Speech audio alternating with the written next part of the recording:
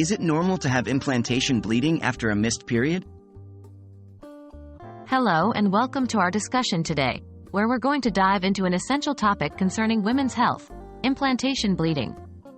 Specifically, we will explore whether it's normal to have implantation bleeding after a missed period.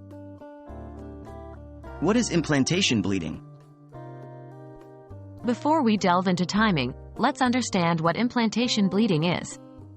It refers to a small amount of light spotting or bleeding that can occur in a woman's early pregnancy.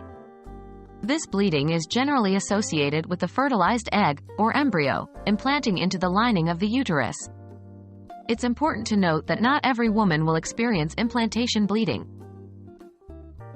When does implantation bleeding usually occur?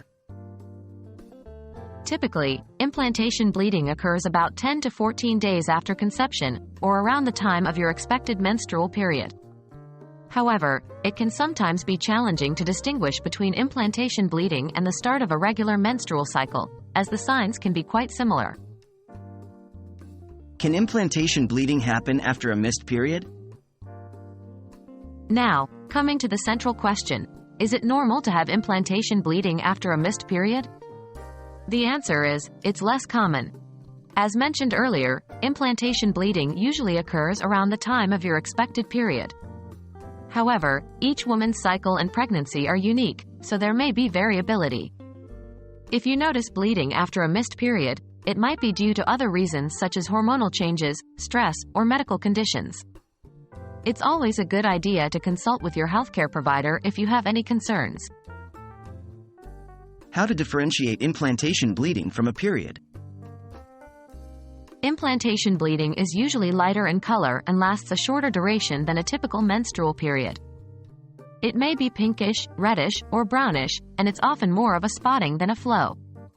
On the other hand, menstrual bleeding is typically heavier, lasts longer, usually 4 to 5 days, and is brighter red in color.